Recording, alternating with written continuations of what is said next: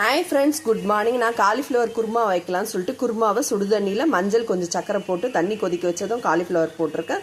கொதிச்சிட்ருக்கு. கொதிக்கட்டும். இதுக்கு என்ன விளக்கம்னு நான் சொல்கிறேன். நான் ஒரு கடாயில் இஞ்சி, பூண்டு, பச்சை மிளகாய், வெங்காயம் வதக்கிட்டுருக்கேன். சோம்பு ஒரு 4 போட்டு வதக்கியிருக்கேன். கொஞ்சம் வதங்கட்டும். நம்ம தக்காளியை ஆட் பண்ணிக்கலாம். நல்லா கோல்டன் ப்ரௌன் வர வரைக்கும் நம்ம வதக்கி விட்டுக்கலாம். இதில் இப்போ நம்ம தக்காளி ஆட் பண்ணிக்கலாம். தேங்காய் ஆட் பண்ணிவிட்டு அதுக்கப்புறம் தக்காளி போட்டுக்கலாம்.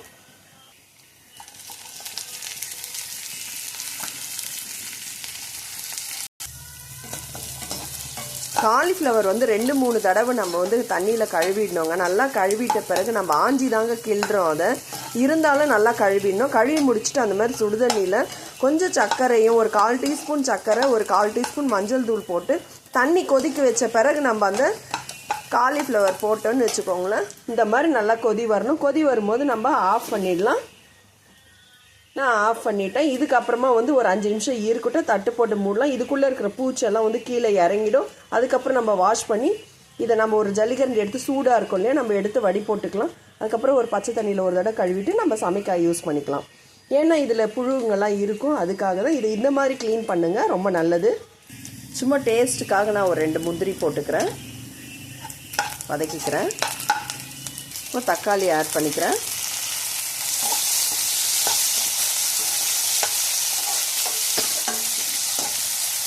இதிலே பேன் இப்போ நான் ஒதுக்கி விட்டுருக்கேன். இதில் நம்ம மிளகு போட்டுக்கலாம். இதில் மிளகு வதங்கணும்.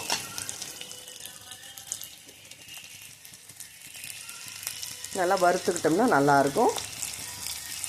ஏன் இதில் வறுக்கிறேன் அப்படின்னா, இப்படி வச்சு வறுக்கிறேன்னா நம்ம ஈஸியாகவும் இருக்கும். பட் இருந்தாலும் இதில் இருக்கிற எண்ணெயே சரியாக போயிடும். ஃபஸ்ட்டு போட்டு நம்ம எண்ணெயில் ஊற்றி வதக்கணும்னா கருகி போயிடும். இது ஃபைனலாக தான் நம்ம வதக்கிக்கணும். அதுக்காக நல்லா வதங்குது பாருங்கள். அதில் இருக்கிற எண்ணெயே இவ்வளோ அழகாக வருது பாருங்கள். ஓரமாக நல்லா வெடிக்க ஆரம்பிச்சிருச்சு. நம்ம ஆஃப் பண்ணிடலாம். ஆற வச்சு அரைச்சிக்கலாம். இப்போ நான் அந்த கடாயிலே எண்ணெய் வச்சுட்டேன். இப்போ பட்டை, லவங்கம், ஏலக்காய் போட்டுக்கிறேன்.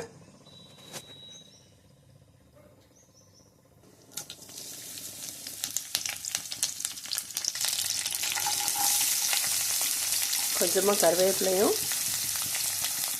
வெங்காயமும் போட்டுக்கிறேன். இதில் கொஞ்சமாக தக்காளி போட்டுக்கலாம். கொஞ்சம் வதங்கட்டும். நான் காலிஃப்ளவர் உருளைக்கிழங்கு போட்டு குருமா வைக்கிறேன். நாங்கள் 2 பேர் தான். இருந்தாலும் இன்றைக்கி நான் ஒரு 10 பேருக்கு டிஃபன் கொடுக்கலான்னு, நான் வாரத்துக்கு ஒரு நாளோ 10 நாளைக்கு ஒரு நாளோ நான் யாருக்காவது ஒரு 10 பேருக்கு டிஃபனோ இல்லை சாப்பாடோ எனக்கு எது பிடிக்குமோ அது கொடுப்பேன். என்னால் முடிஞ்சது நான் செய்வேன். இதுதான் செய்வேன், அதுதான் செய்வேன்ல. ஏன்னா எனக்கு என்னோடய கைக்கு எனக்கு எது வசதியோ அதுக்கேற்ற மாதிரி தாங்க நான் கொடுப்பேன்.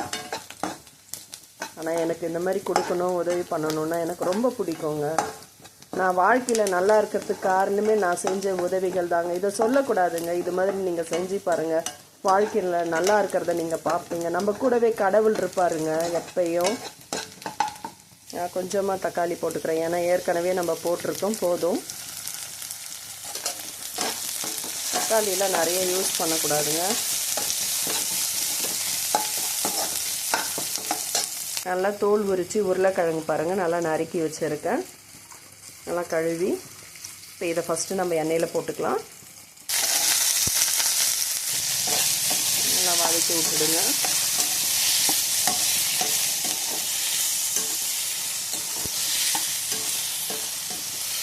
இப்போ நம்ம காலிஃப்ளவரை நல்லா வடி போட்டு கழுவி எடுத்துகிட்டு இதில் போட்டுடலாம். இப்போ காலிஃப்ளவர் ஆட் பண்ணிக்கிறேன். நல்லா பூ நல்லா ஃப்ரெஷ்ஷாக இருந்ததுங்க. இதில் எந்த பூச்சும் எதுவும் இல்லைங்க. ரொம்ப நல்லா இருந்தது. இந்த மாதிரி புழுலாம் க்ரீன் கலர்லலாம் புழு இருக்குங்க. அதனால் பார்த்து சமைங்க. எங்கள் அம்மா அப்பாலாம் அப்படி எங்களுக்கு பார்த்து சமைச்சு போடுவாங்க. எங்கள் அம்மா அப்பா லைஃப்பில் நல்லா இருக்கணுங்க. எங்கள் அம்மா அப்பா எங்களுக்கு கேட்டதுமே என்ன வேணும்னாலும் செய்வாங்கங்க. எங்கள் அம்மா அப்பா சொல்லி கொடுத்தது தாங்க இதெல்லாம். 4 பேருக்கு வந்து நல்லது செஞ்சால் நம்ம நல்லா இருப்போம் அப்படின்னு சொல்லிட்டு எங்கள் அப்பா அம்மா கூட இருக்கும் போது எங்கள் லைஃபே தனிங்க. நாங்கள் ரொம்ப சந்தோஷமாக இருந்தோங்க. இப்பயும் நாங்கள் ஹாப்பியாக இருக்கோங்க. ஒரு சின்ன சின்ன மன கசப்புகள் கஷ்டங்கள் இருக்குது. பட் இருந்தாலும் கடவுள் கூட இருக்கிறார்ல, அவங்க இருக்கும்போது நம்மளுக்கு என்னங்க பயம் இருக்குது. என் அக்கா வந்து ஆலமரமாக இருக்காங்க. என் அக்கா எல்லாருக்குமே கேட்டதுமே உடனே செய்வாங்க. என்னோட அக்கா வந்து சென்னையில் செங்கல்பட்டில் டீச்சராக இருக்காங்க. அவங்க நான் என்ன சொன்னாலும் எனக்கு என்ன வேணும் அப்படின்னு சொன்னாவே போதுங்க, அப்படி செய்வாங்க என் அக்கா. மசாலா வந்து நல்லா ஆறிடுச்சு. இப்போ நாம் இவங்களை கிரைண்ட் பண்ணிடலாம். இது கூடவே வந்து நம்ம மஞ்சள் தூள், தனியாத்தூள், வெறுமிளகாத்தூள் கொஞ்சமாக போட்டுக்கலாம். ஏன்னா நம்ம ஒரு 1/4 டீஸ்பூன் போட்டாலே போதும். ஏன்னா 2 பச்சை மிளகா போட்டிருக்கோம். அது கூடவே வந்து நம்ம மிளகா ஆட் பண்ணியிருக்கோம். மிளகாத்தூள் வந்து கொஞ்சமாக போட்டுக்கலாம். ஏன்னா இது 4 பேருக்கு கொடுக்குறதில்ல. நம்ம வீட்டில் எப்படி சமைக்கிறோமோ அது மாதிரி தாங்க நம்ம கொடுக்கணும். ஏனோ தானோன்னு மற்றவங்களுக்கு கொடுக்கக்கூடாதுங்க.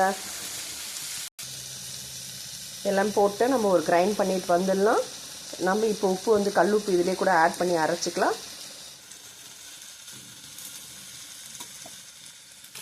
இப்போ நல்லா வதங்கிடுச்சுங்க. இதை நான் குக்கரில் மாற்றிக்கிறேன்.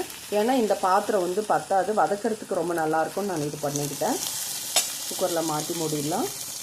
குக்கரில் மாற்றிக்கிறேன். பாருங்கள், பாசிப்பருப்பை வந்து நான் ஆட் பண்ணுறேன். சும்மா கழுவி நான் ஊற வச்சு கழுவி வச்சுருக்கேன். இதில் நான் ஆட் பண்ணிக்கிறேன். குழம்பு ரொம்ப சூப்பராக இருக்குங்க சாப்பிட்றதுக்கு. குழம்பு பார்க்குறதுக்கும் ரொம்ப நல்லா இருக்குங்க. இதை வதக்கி விட்டுக்கலாம். இப்போ நம்ம மசாலாவை எடுத்து போட்டுக்கலாம். இப்போ மசாலா ஆட் பண்ணிக்கிறேன்.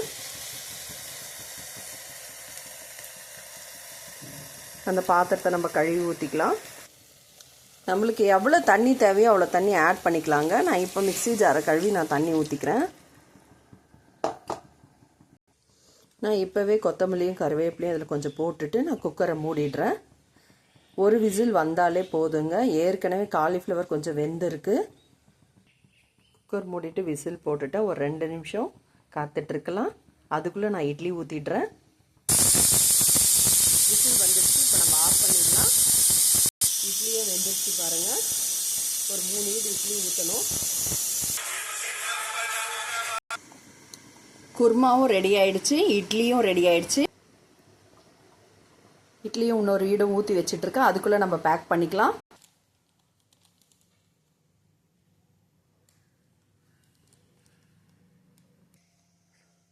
சூடாக இருக்குது, ஊற்றுறதுக்கு கஷ்டப்பட்டு ஊற்றுறேன். இட்லி போட்டுட்டேன். இப்போ குருமா அதில் வச்சிடுறேன். இப்போ நம்ம நல்லா பேக் பண்ணிடலாம். பேக் பண்ணிட்டா 10 பேக்கெட் ரெடி ஆயிடுச்சு. என்னால் முடிஞ்சது நான் செய்கிறேங்க. இந்த மாதிரி உங்களால் முடிஞ்சதை நீங்களும் செய்யுங்க. நம்மளுக்கு ரொம்ப நல்லதுங்க. இந்த மாதிரி செஞ்சோம்னா நம்ம குழந்தைங்கள்லாம் வந்து எங்கேயோ இருக்காங்க, நம்ம பசங்க வழியில் போகிறாங்க வராங்க. இதெல்லாம் நம்ம செஞ்சோம்னா நல்ல மனசோடு செஞ்சோம்னா கடவுள் நம்ம கூடவே இருப்பாங்க ஃப்ரெண்ட்ஸ்.